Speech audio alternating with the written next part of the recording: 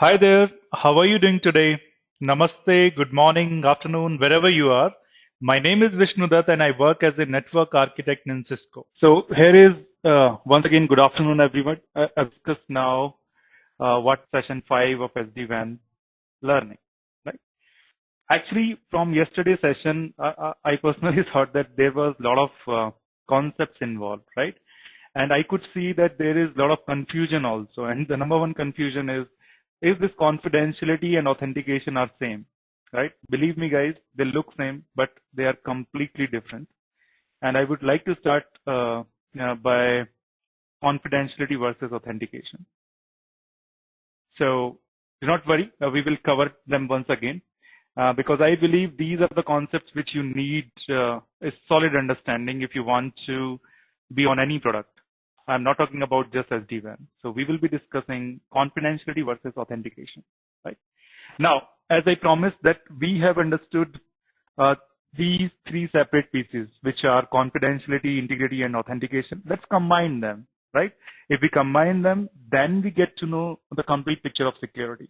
And believe me, if I combine them, you can create any protocol out of it, which is standard, whatever we are using, like TLS or IPsec.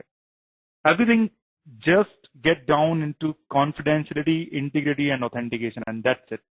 To any security protocol which you have heard, anything, just if you know the concept, confidentiality, authentication, and integrity, you are good to go. If we have the complete picture, then we can talk about transport layer security, which is TLS, and you know that TLS or DTLS are control connection in our SD-WAN security, right? Then we will talk about IPsec, again, which we covered, and know that there is a IPsec connection between edges, which is our data tunnel. We will be discussing them, right? And if time permits, right? How then we will discuss about how we can achieve security in SD-WAN, means authentication, everything, whatever we have discussed. So we need whatever we are learning, right? We are learning from that whether we can implement that thing in SD-WAN or not, right? So when we learn, when we are done with the security, we will try to understand from SD-WAN point of view. And that is the whole sole purpose of point number 5, right? That if time permits, I will be explaining it. Otherwise, this is going to roll over to our next session, right? What I have decided for the next session is what we are going to do on Monday is that we are going to build SD-WAN lab from scratch. And yes, you are correct. After today's session, we are in the position to understand all the nitty-gritties of SD-WAN to create a lab, right? I am working on with some of the guys, especially Vipin, with CML, right? I am proficient in EVNG, right? But I do not know much about CML, but I am working with some of the guys so that you do not have any problem in setting up your lab in CML, because CML, we all have access to the Cisco modeling lab, whether you are working as a partner here or you are a permanent employee, doesn't matter. If you have CML access, you can build your own lab. So that is going to be the Monday's session, and we will be to build the lab. We first need to understand what are the pieces like CML, how it works, like EVNG, right? So we will be discussing basics of that how you can upload images there, and then we can start building our lab from scratch, right? And believe me, the knowledge of all these sessions is going to be important. So you have 2 days, Saturday and Sunday, and if you got time on these days, just go through the recording again, right? Unless you get all the concepts. If you get all the concepts of whatever we have discussed in last 4 or 5 days, it is really, really good, and you will be good to go with creating of your own lab. Okay. So now with that, let's begin today's session, which is, and the first point of that is confidentiality versus authentication. Okay. So here you go. Now I have created something which is in different colors also, right? So confidentiality and authentication, although they use same public key, private key concept, right? But how they are using public key and private key is completely different, right? So I forgot to mention one thing, and basically that is creating the problem, that if you encrypt a particular message, right, with public key. Suppose there is X and this is message. And if you encrypt this message with the public key, it can only be, the message can only be received at the receiver end with Y. Means you can decrypt it using the corresponding pair, not the same pair, right? It means that if you have encrypted a message from a public key, it can only be decrypted using private key and vice versa, right? If you have this public key and you try to crypt this message M dash, which was encrypted with X, and if you try to decrypt with X again, which is again the public key, you are not going to get anything which is readable, right?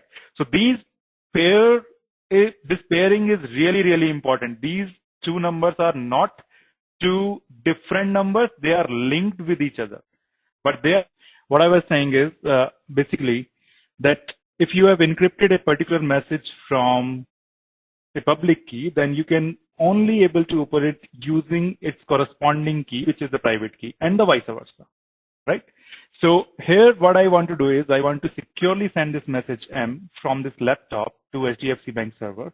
Now what I'm saying is that by any means, suppose you have public key of server, which is K.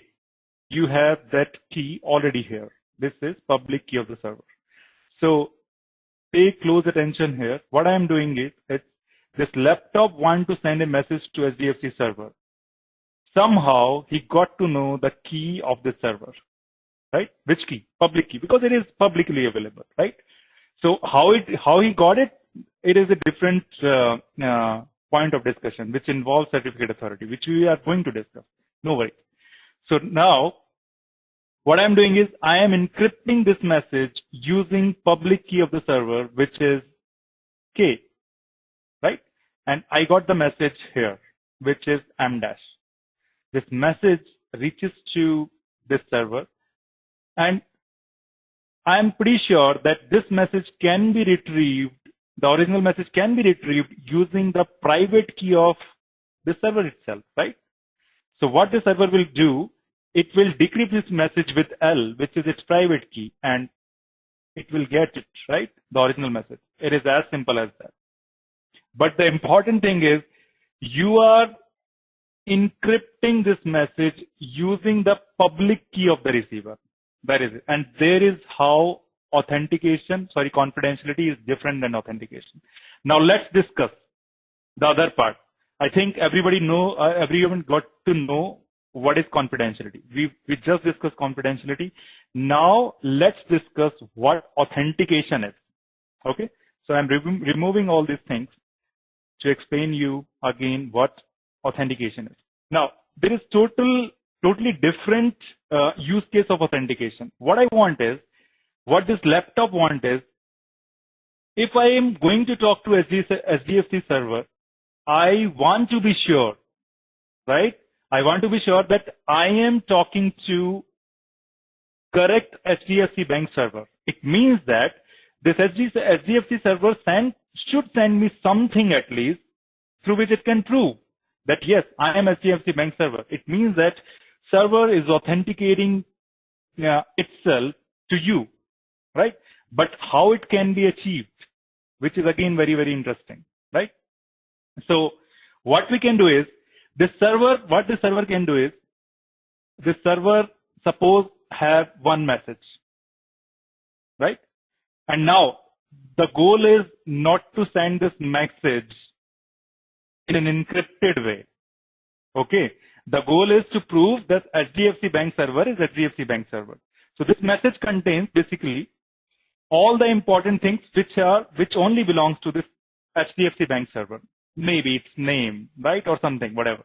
So what the server is going to do, it will encrypt it with its private key, guys, again, and the private key here is L, right? Previously we were encrypting our message using servers or the recipient public key. Now in case of authentication, what I'm doing is I'm encrypting my message using my own private key if I am the server, right? So the message will be here as M dash. And when this message reaches to this laptop, what this laptop is going to do is it wants to decrypt it using public key. And I said that this guy is already having public key. You're getting my point, right? So when laptop decrypt it using public key, it will be receiving the same message, which is M, right? And I'm pretty sure that if I am able to receive the original message using public key of server, then of course it was signed using private key of the server, and nobody knows other than server its private key, right? Because it is private to the server. And that is why we all say that we do not need to share the private keys. I think I'm making sense, and you know the difference between confidentiality and authentication. Okay. Now the question comes: how this guy knows the public key of server, right? And this is exactly where this certificate authority is coming into picture, which is responsible for sharing these keys using certificate, right? How? Let's try to understand that also. Guys, this is again very, very important in completing the picture, which is the second topic of the day, right? Completing the. So as I mentioned, that this HDFC server goes with some of its data, which contains its name, right? The validity or something, whatever, which belongs to this. And again, the public key of this HDFC bank, right? What this certificate authority do, it will sign this. And I have explained the process of signing, right? It will take the complete message, including the public key, which is K, right? And then make a hash out of it. Hash value is going to be very small, right? Whatever. And then it will encrypt this hash value using its private key, H, right? And attach this here. It is not encrypting and anything. Whatever the document you say, it is attaching it with its own private key. It is as good as certificate authority is signing this document, right? Because it is using its private key. Okay. So with this document, there is a seal or a fingerprint, which is encrypted using the private key. So what it is going to send back to this HDFC server, that this is your document now. I approve. Yes, you are the HDFC bank server. Now, this HDFC bank server has a certificate. So this document is known as certificate in security industry, right? So it has common name. It has the validity of the certificate, how much time it is valid for. And at the bottom of it, it has a little fingerprint of certificate authority, right? What I said, that this certificate authority has its public key, and this public key is redistributed to everybody. And if it is a known certificate authority like VeriSign, which it is, then basically its public key is available in this laptop, in the browser of this laptop. You are getting my point? So this public key of this is G, right?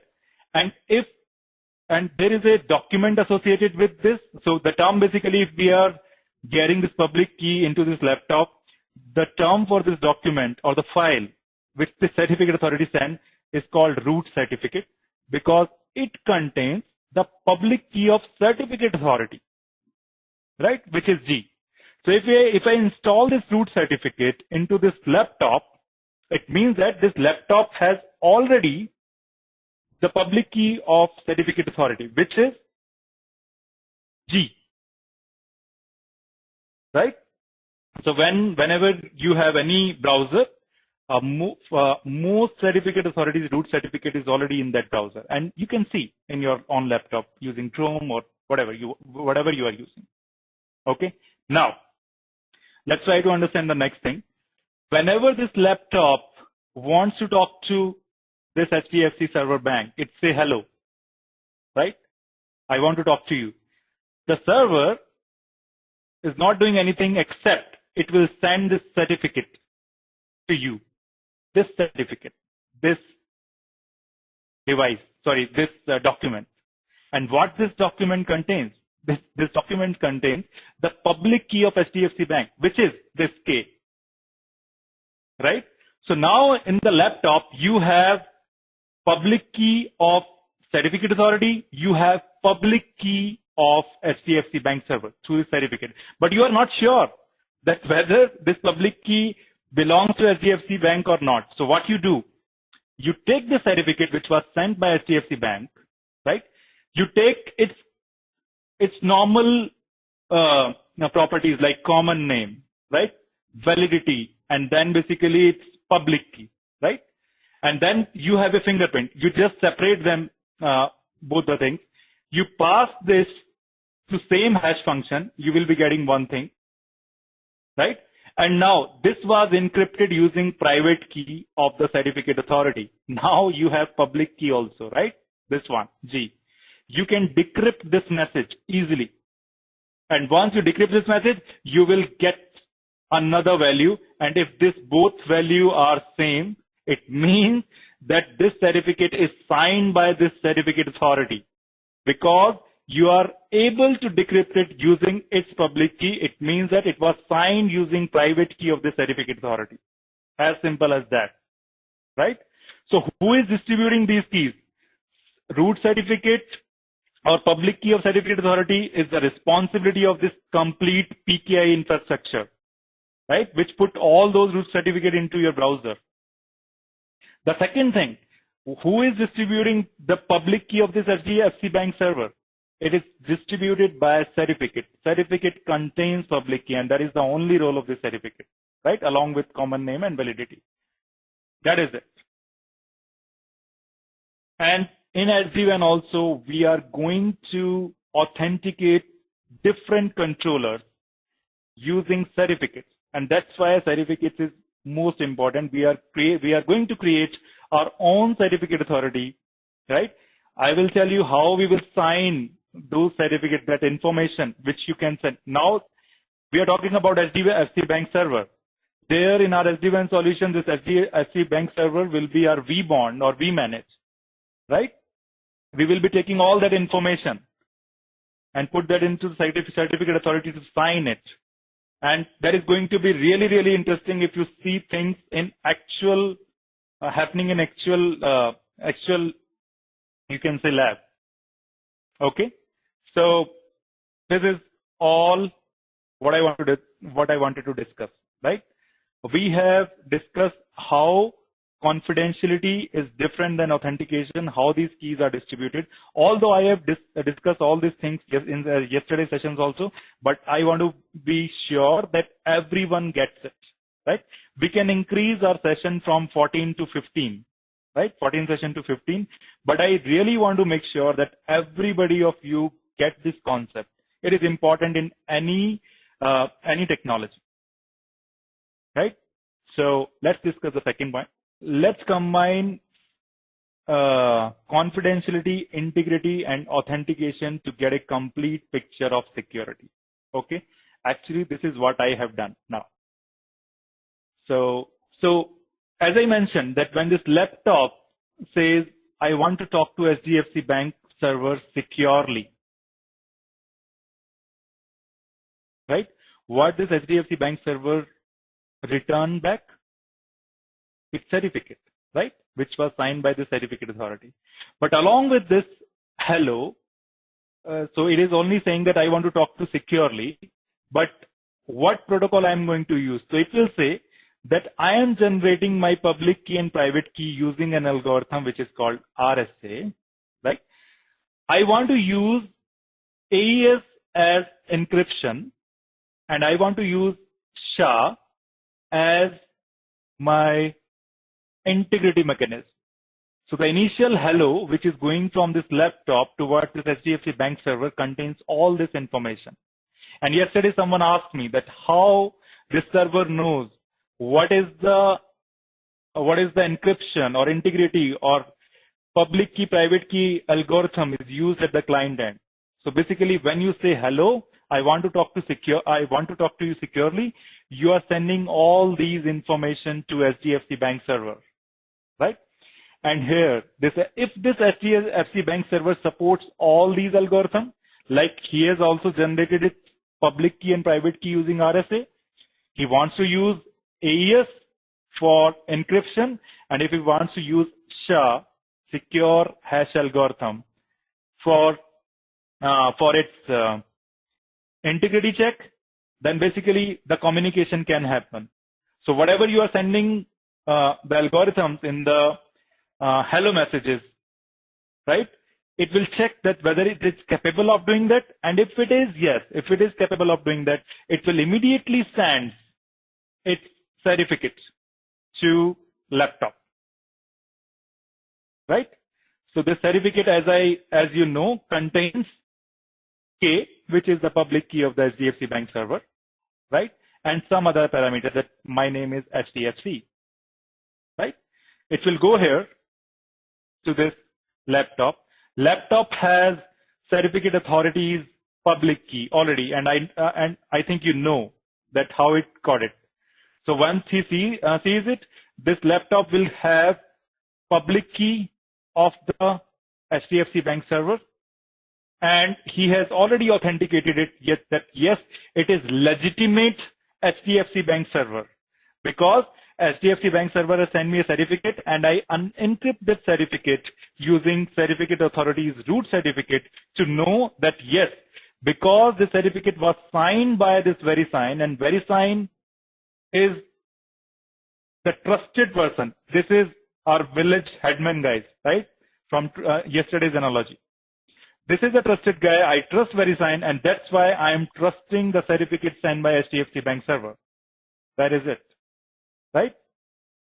So now, the overall process, what we have received till now from whatever we have done, this laptop was successfully able to authenticate HDFC Bank server that yes, now at this point of time, this laptop knows after these two messages, 1 and 2, and doing some initial processing, this laptop knows that I am talking to actual HDFC Bank server, and there is no problem with respect to it, right? And one more thing, this laptop also knows K. K is public key. Now, how it is going to utilize this K, right? Now, the whole idea of the everything, whatever we are explaining, whatever we are discussing here, is to send this message securely, right? But if I use public key, private key in securing those messages, that, as I mentioned in yesterday's session, that this is going to be very, very computationally strong, or it is going to take more computation power of the laptop if you always try to encrypt with this K and decrypt with this L at the receiver end, because these keys are very heavy and you are using two keys, separate keys. So always remember, guys, this asymmetric encryption is very computational intensive. It will take a lot of resources from your laptop, and you do not want to do all these computation while sending each and every message from your laptop to HDFC server. So what is the solution for this? First, authenticate the server using public key, private key approach, right? And once you have this public key of the server, what you are going to do is you are going to share your secret key. And you must be thinking that where this key is coming into picture. So previously the problem was that of symmetric encryption was that if I have a secret key S here, and if this guy also has secret key S here, then they can simply encrypt the message with S and decrypt the message with S. It is as simple as that. And we call it as symmetric encryption. But we cannot do that because I need to make sure that whatever the key I am using, right? Whatever the key I'm using to encrypt, it should be there as to decrypt. But I cannot do a phone call, and if there are 100 of people, 100 of servers which I want to make a connection daily, I cannot distribute this key, right? By calling them. So now the important thing is, if I have this key K, which is the public key of RSA, what I can do is I can create one message which include my secret key, the laptop secret key, and encrypt this message using K, because now I have K thanks to this certificate authority, right? Thanks to this HDFC Bank server, which initially sent me the certificate, which contains this K, right? Now I want to encrypt this message, which is the secret key, and send it to HDFC Bank server. HDFC Bank server will use its private KL to decrypt the secret key, and my goal is achieved, right?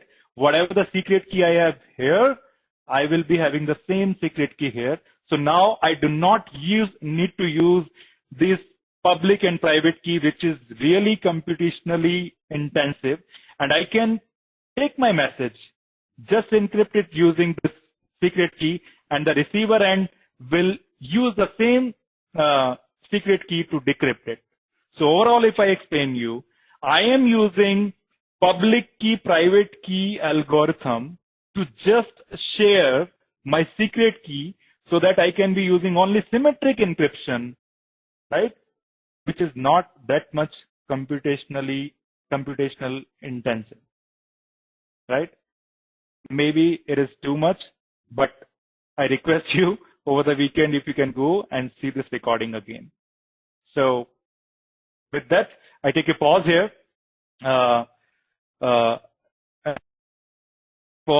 And I don't think yet. So let's move within 1 or 2 seconds. So this is the whole sole purpose of everything, whatever I have explained you, right? So we have combined confidentiality, right? Because we are able to send this message securely using this secret key. We haven't included integrity, and which is easy to integrate, right? While I send this message, I will hash it also, right? And put that hash value here so that the server at their end first will check that whether I get the correct message or not. So he will run the same algorithm to check, yes, it is having the same message, and then it will try to decrypt it using the secret key, which was shared using these two things. So if anybody has any question, which you think that I should not be able to understand further conversation, if I don't get it, please do post to moderators and I will be happy to answer it right now. So before that, Saurabh, am I audible? Yeah, Vishnu. We just have one question.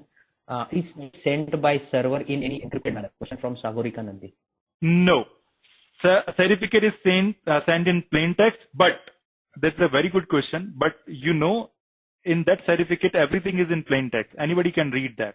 And if you want to actually see that, just try to make a connection to any bank like HDFC, and it will show you a certificate on the top. If you click that lock, it will show you. And you can read the content of it. You can read the public key of it.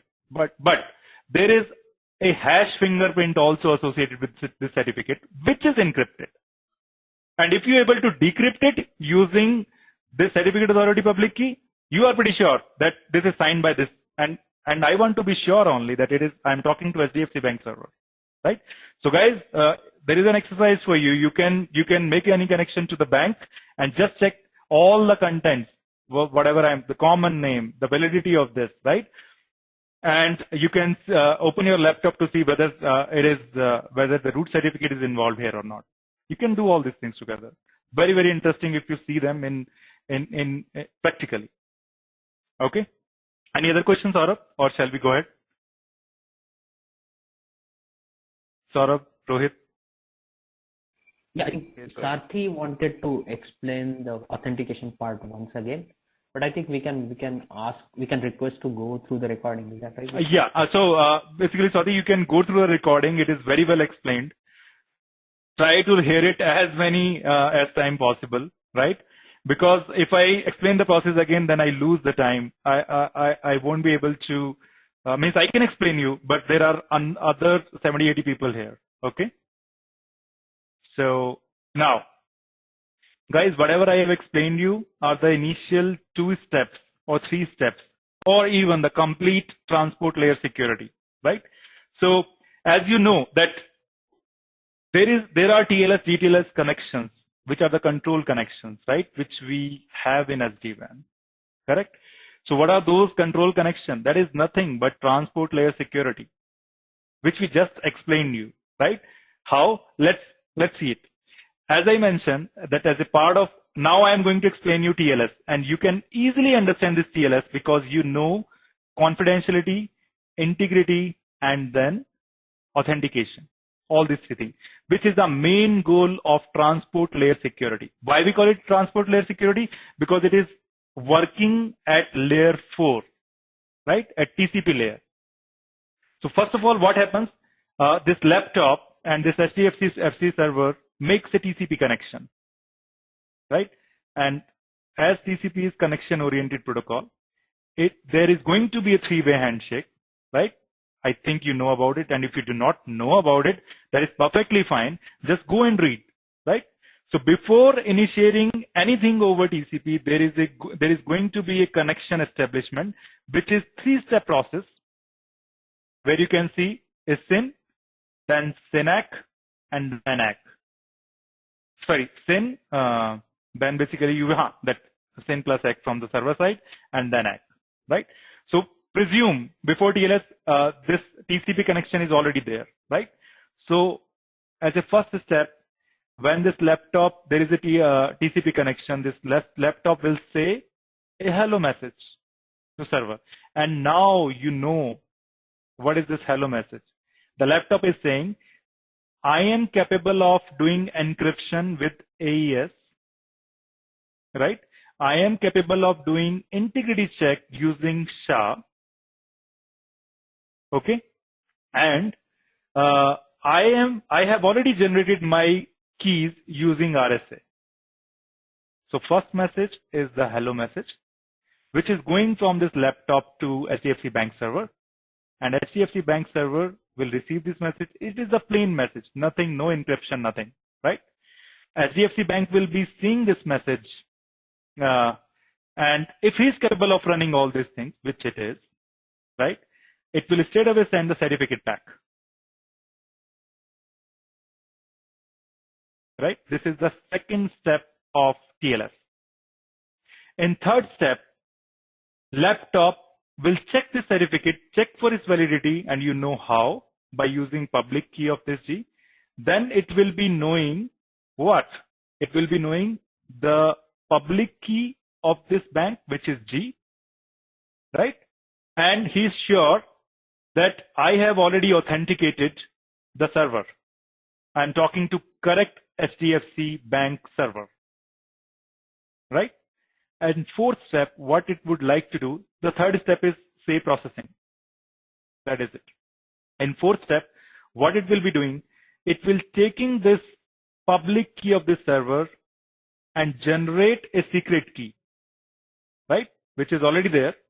So it is generated by any mechanism. I'm not sure how, but if you want to see that, there is a whole lot of documentation there, right? So it will take this as secret key as a message, encrypt it using G. Oh, sorry, I made a mistake. So it will be having not G, it will be having this K, right? Public key of the server. So it will encrypt the message using public key of the server, send it here, which is now this message. When it reaches HDFC Bank server, the server will be having the a private key, in its own private key. It will decrypt it using L, and it will be having the same secret. So same secret will be here, same secret will be here. They both know the same secret. Now what they are going to do from fifth message onward, whatever they will be sending. So now there is a data from this laptop, which is, it is saying hi to an application which is running here, right? So this data will be from now, after the point, this data will be encrypted using secret key S, right? And at the receiver end, it will decrypt it using secret key S to get the data. And nobody else is going to see that, right? Because you are able to do it securely. So the protocol which I just explained you is TLS, Transport Layer Security, or you can say its previous version, SSL also. So you have done these two protocols. But yes, there might be nitty-gritties because how this secret S is going to be calculated, right? They call it master secret. But yes, if you want to really go deeper, then this transport layer security is the concept which can take my 3 or 4 sessions, which I do not want to do that. But this knowledge, this basic knowledge is definitely required if you want to learn SD-WAN more effectively, right? I'll take a pause here. Although everything, whatever I explained here in TLS, I have already explained in the previous section. But now we have combined all these things, right? AES, SHA, RSA, everything. And then basically we are getting, yeah. So what is the question here? Some question here is, there is some question. Yeah. Yeah. The question, Srinaga, can you brief on Diffie element? Yeah. So basically, the thing which we are doing exactly here is key exchange, right? Whole sole purpose of using public key, private key, this infrastructure is so that we can share, we can exchange this S with this, right? We can exchange our own secret key with HDFC Bank server, right? It can be done with multiple algorithms. How I did it, how TLS does that, using RSA, right? Using these public key private mechanisms, right? But there is another mechanism also, like Diffie-Hellman, which is also responsible for sharing this detail, right? But generally, Diffie-Hellman we use in IPsec cases where which is not a transport layer protocol, right? Which is not a transport layer protocol, which is just work on IP layer, and that is where we try to exchange our keys, right? Using Diffie-Hellman. So there, the algorithms could be different, but the purpose is going to be same. If I want to send a message securely to the receiver, I should have a secret key which is not computationally strong, which is not computationally intensive, just like public key and private key pair. So I use RSA to exchange secret key. You can use Diffie-Hellman to exchange secret key. But TLS protocol, DTLS protocol, SSL protocol use RSA, whatever I have explained you, as a mechanism to share these secrets. Okay? But in IPsec, we use Diffie-Hellman to exchange these secrets. But the idea is same. Any other question, Saurabh? Yes, this question. Can you also add integration in this explanation? Integration of what? I think he meant by integrity of data. Oh yes, correct. So in this solution, basically, as I mentioned in the initial hello message, we have sent these 3 things, right? Now in every message, whatever I am encrypting using this secret key, I am just attaching the hash value of this message also, right? I am saying I am encrypting using SHA. So when this message is received here, first it will be checked that whether this message is not altered by somebody in the middle, right? So this message is passed through this guy. We will be checking this hash value. If it is correct, then we are going to decrypt it. Right? So hashing is simple. Don't worry about that, guy. If you understood everything else without hashing also, then basically this session is successful. Because hashing part is very straightforward. You have one-way mathematical function which generates a digit or strings of value, which is always fixed. You attach it to the message and just check at the receiver side using the same algorithm that you are generating the same bit. If they are same, you are good. Now, let's try to understand what IPsec is. So again, IPsec in itself, guys, a complete protocol suite, right? If I explain you, because I like this protocol, IPsec, then it is going to take 3 or 4 sessions, right? So don't worry about it. If you are really interested, even after this training session, we can have something specific to IPsec also, or DTLS, TLS also. But for now, let's try to understand what we need to understand from SD-WAN perspective. Okay? So here you go. Again, the motive is same for this IPsec technology. We want to share, we want to exchange our message which are secure, which cannot be read by anyone, means confidentiality. We we want to be sure that these messages are not altered in the middle by any middleman, right? Which is integrity. And we want to make sure that we are talking to correct person at the other end, right? Which is authentication. How IPsec is going to achieve it is slightly different because it works on IP layer, right? So if you consider TCP/IP model, we have physical layer, we have data link layer, right? We have network layer, which is IP layer. So this protocol works at IP layer, and TLS, GTLS protocol work at the transport layer, right? Now the aim is same, but now here we are securing IP packet. Here we are securing whatever we are getting from the application itself, and then putting IP packet after that in TLS. But now here we are basically encrypting the complete IP. Okay, so here is the thing. So I want to make it more closer to our solution. So that's why basically I have drawn two edges now, VH1 and VH2. And as you know, that the data tunnel between these VHs is going to be the IPsec tunnel, right? This is going to be the IPsec tunnel, which is actually carrying your data traffic, right? What is the meaning of data traffic? The meaning of data traffic is if VH is connected or the edge device is connected to a laptop, which is this, having IP address this, and want to reach out to this guy over the unsecure medium, what I want to do is I want to send this packet securely over IPsec, securely on the internet so that nobody can read it using these principles, confidentiality, integrity, and authentication, right? So my main purpose is I want to send this IP packet. This is my original IP packet, which is having source IP address as x.x.x.x and destination IP address as y.y.y.y, right? This is my IP packet. So what I do here is I put additional information here that, and this is the IPsec header, right? And what this header value contains?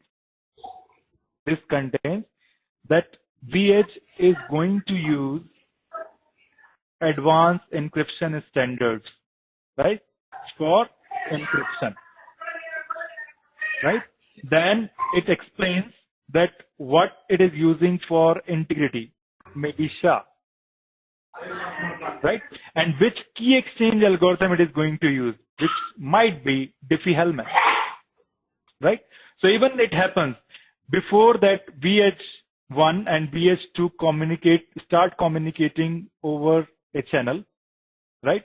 Which they call IKE, which is Internet Key Exchange, phase 1. And I don't want to go into deeper, otherwise you guys will be getting confused. In this phase 1, basically, the purpose of this phase 1 is to share what are the capabilities of VH1 and VH2 in terms of security. What these guys are want to use for encryption, for integrity, and for key exchange. The whole sole purpose is that if this guy has key S here, this guy wants to exchange this secret key to here. And who all are doing all these things is IKE phase 1 and phase 2. And similarly, if you consider TLS, we are doing it using RSA. Here we are using it doing Diffie-Hellman. So there is a great explanation about this Diffie-Hellman, how you can exchange keys over this internet, which is different from public key, private key infrastructure, right? So if you can go and just write Diffie-Hellman, how Diffie-Hellman works, there is a very good video on internet for that. And they have explained you with colors. But believe me guys, the whole sole purpose is to share this secret so that you can encrypt your further messages after this IKE phase 1 and IKE phase 2 with these messages. Sorry, you can encrypt these messages with this secret and decrypt the same as at other side. Okay, so this IP, it will put this IPsec header here so that this guy, when it reaches here, this guy knows that there is an IP packet and now this packet is IPsec. So what I need to do, I need to check what are the parameters it has defined so that I can use AES to decrypt the packet. I can use SHA for the integrity check. right? And the key then basically I have already available using Diffie-Hellman in previous phases. Okay, so what will happen? IPsec header is here, which contains all this information, and now this packet is encapsulated in a bigger IP packet, not bigger, basically you can say, in another IP packet which have its own source address and destination address. The source is going to be this one, and the destination is going to be 2.2.2.2. So this is the packet which is created by this VH1. When host A wants to reach to host B, the inner packet is going to be this one, right? Then you have IPsec header, and I forgot to tell you that this packet is encrypted because now it is saying that I am using AES. Nobody can read this because this guy is encrypted and hashed also, right? So everybody on internet, every router on internet will see this packet, right? And mostly this is going to be the new IP packet. So they are going to see this source, this destination, and everything else after that is just encrypted, right? Nobody can read that on internet, but who can read it? Who understand IPsec, right? Who has made previous these connections with the VH1. So when this packet reaches here, it will see that, okay, it is destined to me. That is very good. It will remove this IP, the total outer IP packet. It will receive. So when this packet reaches here, VH2 will remove the outer IP header, right? It will see the inner IPsec header now, which is understood only by this guy, right? Okay, I can, if I want to read this packet, I want to run AES. If I want to check the integrity, I want to do SHA. And then basically it will decrypt it using the already shared secrets. That is good. So it will reach here. The packet, once it is decrypted, the packet will go to B. So this is the whole soul theory behind Internet Protocol Security, which is your IPsec. Right? Now, as we missed 2 or 3 minutes, so if you guys are okay, if I take another 3 or 4 minutes of yours to explain what we are going to do, basically how we are achieving the security in SD-WAN. It won't take more than 2 to 3 minutes, but just try to understand. So what I want to do is, as I explained you that I want the same security in SD-WAN, whatever the security principles I just learned, I want to implement them, right, in SD-WAN solution. So we have, as you know, we have vManage, we have vSmart, we have vBond, which are basically the controllers. And these controllers talk to each other, right? They cannot talk to each other over an unsecure medium, right? They cannot talk with simple plain text. They need to encrypt their messages. And they want to make sure that if this is a vManage, if it is communicating with correct vBond or not, because anybody can come with the vBond and destroy your fabric, SD-WAN fabric, right? So we will apply the same principle here. We will authenticate any device which wants to use, which wants to join my network, right? And you know how we are going to do this authentication piece? We will be using certificates, right? So then we want to make sure that anything which is going over these tunnels, the control tunnels between vManage and vSmart should be encrypted. That is why we are using TLS here, right? In these TLS tunnels, we will be sending the actual data which vManage wants to send it to vSmart or something. Nobody can read it because it is TLS now. And you know the theory behind TLS, right? We will be authenticating the vSmart using certificate. We will be using TLS for the control connections. If you can say if there is a TLS already, this guy is already authenticated because the second step is authentication in TLS, right? But now consider these VHs. If they want to talk between them, they will be creating another data tunnel between them, which is going to be IPsec. Right? That is it. Now, in next session, in Monday's session, what we are going to do, we will be bringing up our vManage, we will be bringing up vSmart, vBond, some of the edges, and I'll show you basically how we can generate these certificates, how we can install it. Because if we want to come up with the SD-WAN controllers, which is the necessary parameter to understand SD-WAN, so we will be bringing up all these controllers using certificates. So this is going to be the task we are going to do in Monday's lab. Okay. So with that, I would say I would like to conclude this section. This is what I wanted to explain you guys. Now it's up to you. Means just write the questions or just do ask your questions. I'm here. I think by default the tunnels would be DTLS. Can we forcefully make them TLS or anything? Actually, it is right. First, they try to make TLS, and then basically because TLS, you can say that there is a need of TCP connection.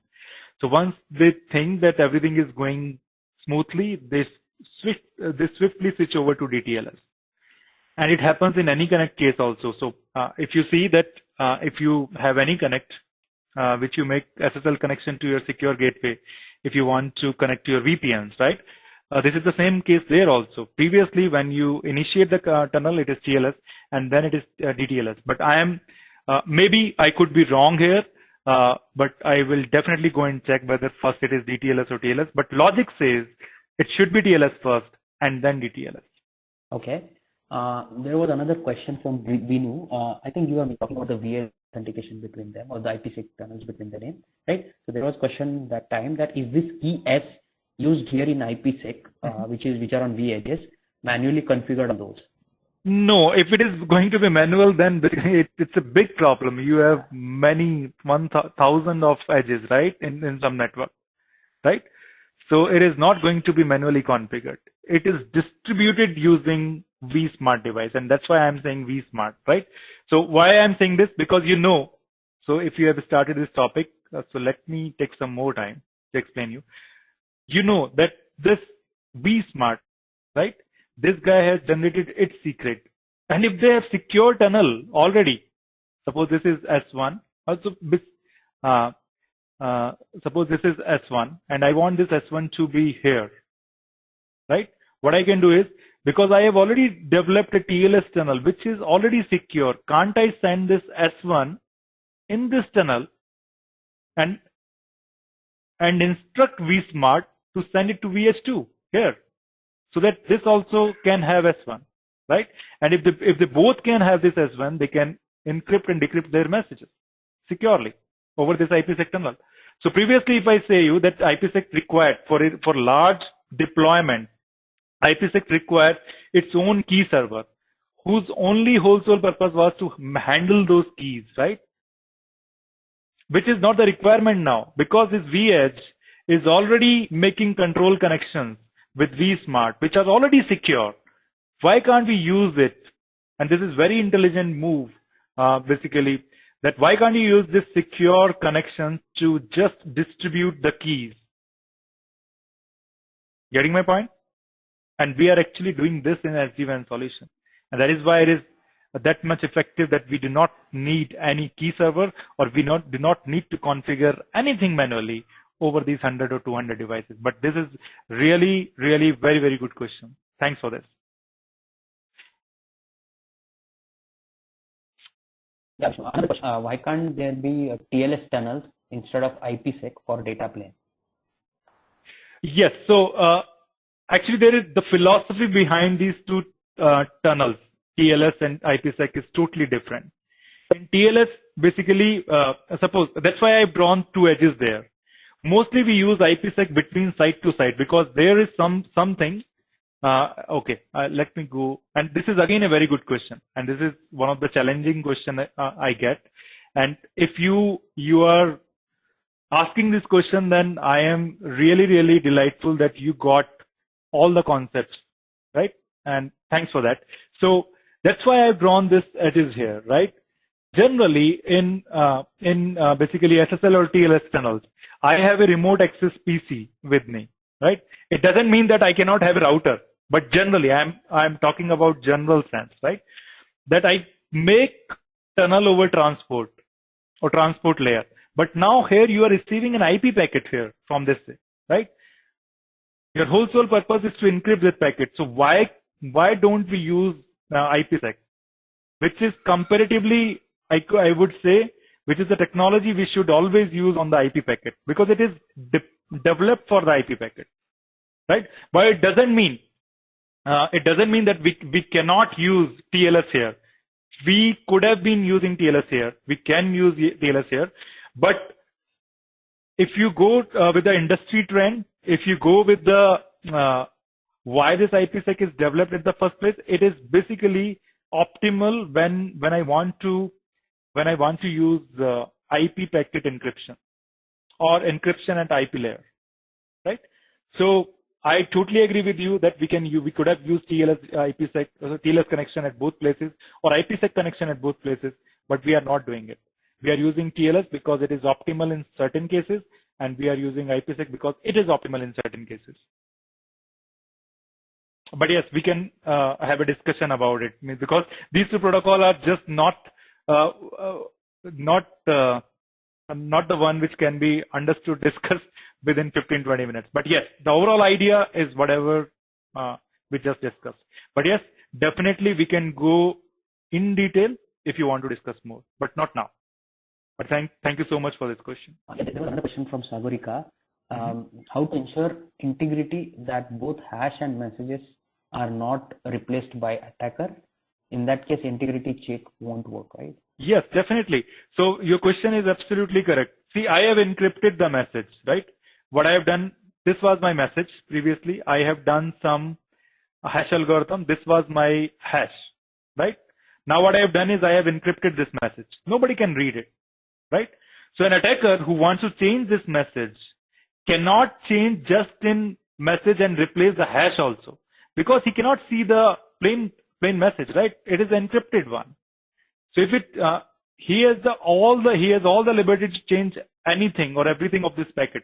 But when this packet reaches here, if he changes something here or here, this is going to be changed, right? And this is the whole purpose of message integrity, right? If this guy is not able to get the same value here, it is going to discard that packet.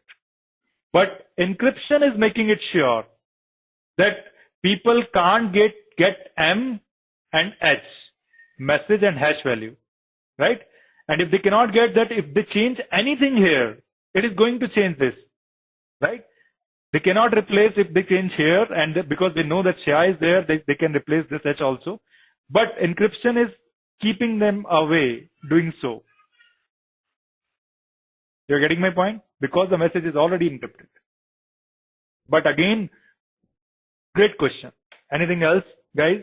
For every TLS connection between isn't the security key vSmart VH pair? Or is it the same with every VH, which can then be used as the secret key for IPsec tunnel images? Generally, as you can see, this IPsec tunnel is point-to-point tunnel, right?